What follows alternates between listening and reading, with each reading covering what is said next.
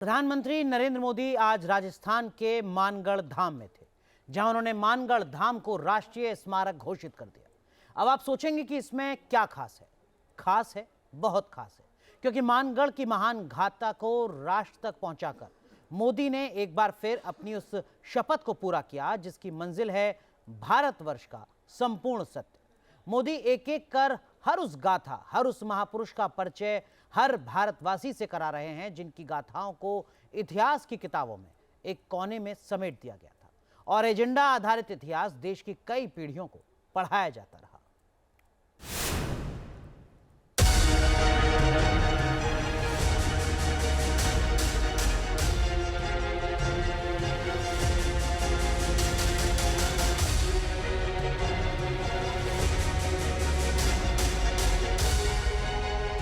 धर्म, आस्था और भारतवर्ष की संपूर्ण सत्य गाथा, यही मिलाकर बनाती है मोदी का वो सांस्कृतिक राष्ट्रवाद जो अब भारत के जन जन तक पहुंच रहा है, हर भारतवासी के मन तक पहुंच रहा है। भारतवर्ष की संपूर्ण सत्य यात्रा पर प्रधानमंत्री मोदी पहुंचे राजस्थान के मानगढ़ धाम, जहां मोदी ने मानगढ़ के वीरता से भरे इतिहास को नमन किया और बलिदान के लहू से लिखी एक पावन धाम की गाथा को राष्ट्रीय स्मारक का दर्जा दिया।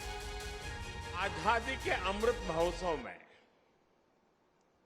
हम सभी का मानगढ़ धाम आना, ये हम सबके लिए प्रेरक है, हमारे लिए सुखद है। मानगढ़ धाम जनजातीय वीर वीरांगनाओं के तप, त्याग, तपस्या और देशभक्ति का प्रतिबिंब है। ये राजस्थान, गुजरात, मध्य प्रदेश और महाराष्ट्र के लोगों की साझी विरासत है। कुछ सवाल उठाएंगे, कुछ बातें पूछेंगे, लेकिन उससे पहले जरा जान लीजिए आखिर क्या है मानगढ़ धाम का वो महत्व जिसे बताने के लिए मोदी राजस्थान के आदिवासी क्षेत्र में पहुंचे थे। देश की स्वतंत्रता से पहले मानगढ़ में भील आदिवासियों की बड़ी आबादी रहती थी। ये भील गोविंद गुरु के अनुयायी थे। गोविंद गुरु और उनके अनुयायी भारत में अंग्रेज सत्ता का विरोध करते थे। अंग्रेज हुकूमत के कारिंदों ने इन भीलों के खिलाफ बगावत की अफवाहें फैला दी। साल 1913 में इसी झूठ का सहारा लेकर अंग्रेज फौज ने मानगढ़ पर हमला कर दिया। निहत्थे भीलों पर गोलियां चला दी। इस नरसंहार में 1500 भील शहीद हुए थे। भीलों के इस बलिदान को देश ने देखा तो, लेकिन आजादी के बाद लिखे गए इतिहास में इस महान बलिदान को किनारे कर दिया गया। आज दिल पर हाथ रखकर बताइएगा, कितनों को पता है कि मानगढ़ का महान इतिहास क्या है? स्कूल की किताबों में मानगढ़ के इस बलिदान को कितनी जगह दी गई? क्या आपके बच्चों को भी मानगढ़ के बारे में पढ़ाया गया या नहीं?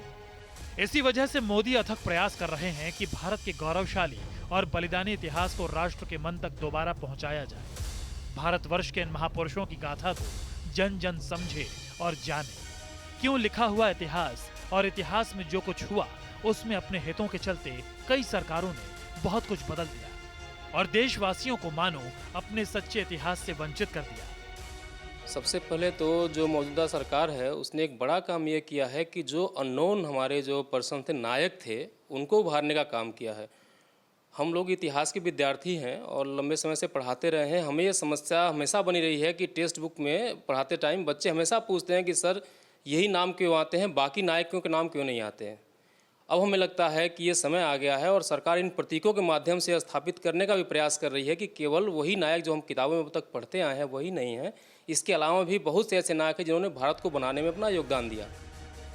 इतिहासकार ही नहीं, देशवासी भी मानते हैं कि महापुरुषों का शौर्य और भारत के संपूर्ण सत्य को अगर कोई दोबारा भारतवासियों से जोड़ पाया तो वो है नरेंद्र मोदी।